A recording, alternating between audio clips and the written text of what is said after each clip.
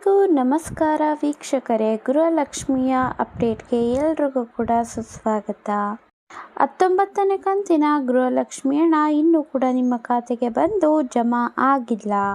ನಿಮಗೂ ಕೂಡ ತುಂಬಾ ಡೌಟಲ್ಲಿ ಇರುವಂಥದ್ದು ಏನು ಅಂತ ಅಂದರೆ, ನಮಗೆ ಇನ್ನು 19ನೇ ಕಂತಿನ ಹಣ ಬಂದಿಲ್ಲ, ಈ 2,000 ರೂಪಾಯಿ ಹಣ ಯಾವಾಗ ಬರುತ್ತೆ ಅಂತ. ತುಂಬ ದಿನಗಳಿಂದ, ಅದು ಕೂಡ ತಿಂಗಳಿನಿಂದನೇ ನಾವು 19ನೇ ಕಂತಿನ ಹಣಕ್ಕಾಗಿ ವೆಯ್ಟ್ ಮಾಡ್ತಾ ಇದ್ದೀವಿ, ಕಾಯ್ತಾ ಇದ್ದೀವಿ, ಆದರೂ ಕೂಡ ಬರ್ತಾನೆ ಇಲ್ಲ. ಹಾಗಾದರೆ ಯಾವ ದಿನಾಂಕದಂದು ಈ ಒಂದು 19ನೇ ಕಂತಿನ ಗೃಹಲಕ್ಷ್ಮಿ ಹಣ ಬರುತ್ತದೆ?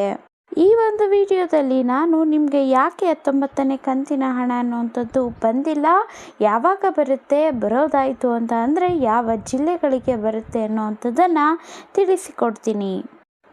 ಅದಕ್ಕೂ ಮುಂಚೆ ನೀವೇನಾದರೂ ಇನ್ನೂ ನಮ್ಮ ಚಾನಲ್ಗೆ ಸಬ್ಸ್ಕ್ರೈಬ್ ಮಾಡ್ಕೊಂಡಿಲ್ಲ ಅಂತಂದರೆ ದಯವಿಟ್ಟು ಸ್ನೇಹಿತರೆ ಸಬ್ಸ್ಕ್ರೈಬ್ ಮಾಡಿಕೊಂಡು ನಮಗೂ ಕೂಡ ಸಪೋರ್ಟ್ ಮಾಡಿ, ಒಂದು ಲೈಕ್ ಮಾಡಿ.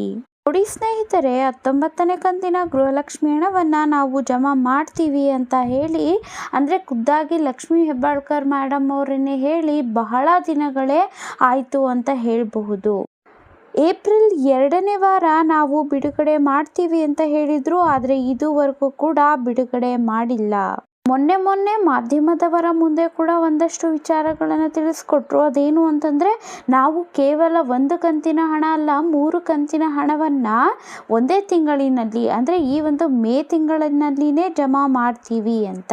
ಏನು ಮಾರ್ಚ್ ತಿಂಗಳ ಕೊನೆಯಲ್ಲಿ, ಅಂದರೆ ಮಾರ್ಚ್ ತಿಂಗಳು ಮುಗೀತು ಅಲ್ವಾ, ಯುಗಾದಿ ಹಬ್ಬ ಕೂಡ ಬಂತು, ಹೊಸ ವರ್ಷ ಅಲ್ವಾ, ಹಾಗಾಗಿ ಇದೇ ಒಂದು ದಿನಕ್ಕೆ ನಾವು ಹಣವನ್ನು ಹಾಕ್ತೀವಿ.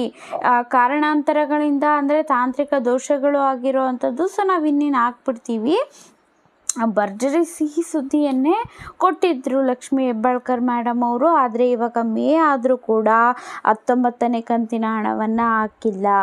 ಈಗ ಏನು ಮಾಡಿದ್ರು ಅಂತಂದರೆ, ನಾವು 1 ಕಂತಿಂದಲ್ಲ 3 ಕಂತಿನ ಹಣವನ್ನು ಮೇ ತಿಂಗಳಿನಲ್ಲಿನೇ ಜಮಾ ಮಾಡ್ತೀವಿ ಅಂತ ಖುದ್ದಾಗಿ ಹೇಳಿದ್ದಾರೆ.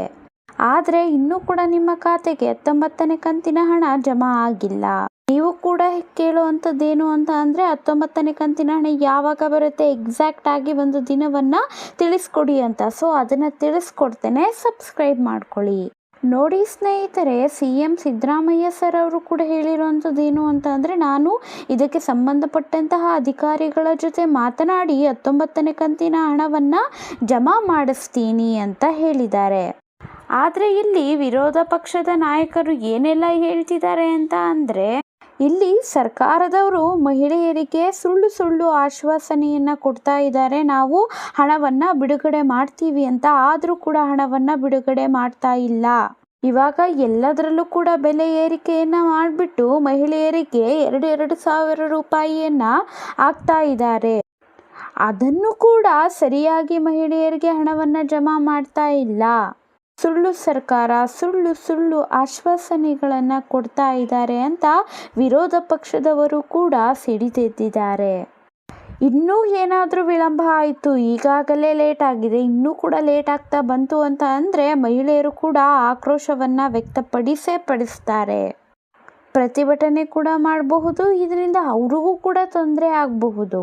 ಹಾಗಾಗಿ ಇವರು ಏನು ಮಾಡಬೇಕು ಸರ್ಕಾರದವರು ಅಂತ ಅಂದರೆ, 19ನೇ ಕಂತಿನ ಹಣವನ್ನು ಆದಷ್ಟು ಬೇಗ ನಿಮ್ಮ ಖಾತೆಗೆ ಜಮಾ ಮಾಡಬೇಕು. 20, 21 ಸ್ವಲ್ಪ ಲೇಟ್ ಆದರೂ ಪರವಾಗಿಲ್ಲ, ಆದರೆ 1 ಕಂತಿನ ಹಣವನ್ನಾದರೂ ಕೊಡಲೇಬೇಕು ಅಲ್ವಾ. ಹಾಗಾಗಿ ಮೊದಲನೆಯದಾಗಿಯೇ 19ನೇ ಕಂತಿನ ಹಣವನ್ನು ರಿಲೀಸ್ ಮಾಡಬೇಕು. ಹಾಗಾದರೆ ಯಾವಾಗ 19ನೇ ಕಂತಿನ ಹಣ ಬರುತ್ತೆ ಅಂತ ಅಂದರೆ, ನೋಡಿ ಸ್ನೇಹಿತರೆ, ಮೇ 12ನೇ ತಾರೀಕಿನ ಒಳಗಡೆ ಹಣ ಬರುವಂತಹ ಸಾಧ್ಯತೆ ತುಂಬಾ ಇದೆ. ಯಾಕೆಂತಂದರೆ ಈಗಾಗಲೇ ತುಂಬ ಲೇಟ್ ಆಗಿರೋದ್ರಿಂದ ಮಹಿಳೆಯರು ಕೂಡ ಆಕ್ರೋಶವನ್ನು ವ್ಯಕ್ತಪಡಿಸುವ ಸಾಧ್ಯತೆಗಳು ಹೆಚ್ಚಾಗಿ ಇರೋದ್ರಿಂದ ಮೇ 12ನೇ ತಾರೀಕಿನ ಒಳಗಡೆ 19ನೇ ಕಂತಿನ ಹಣವನ್ನು ಜಮಾ ಮಾಡಬಹುದು. ಒಂದು ವೇಳೆ ಜಮಾ ಆಗಿಲ್ಲ ಅಂತ ಅಂದರೆ ಮುಂದಿನ ವಿಡಿಯೋದಲ್ಲಿ ಮುಂದೆ ಏನಾಗುತ್ತೆ ಅನ್ನುವಂಥದ್ದನ್ನು ನಾನು ನಿಮಗೆ ತಿಳಿಸ್ಕೊಡ್ತೀನಿ. ಅದಕ್ಕೂ ಮುಂಚೆ ಇನ್ನೂ ಸಬ್ಸ್ಕ್ರೈಬ್ ಮಾಡ್ಕೊಂಡಿಲ್ಲ ಅಂತಂದರೆ ಸಬ್ಸ್ಕ್ರೈಬ್ ಮಾಡ್ಕೊಳ್ಳಿ ಸ್ನೇಹಿತರೆ. ಧನ್ಯವಾದಗಳು.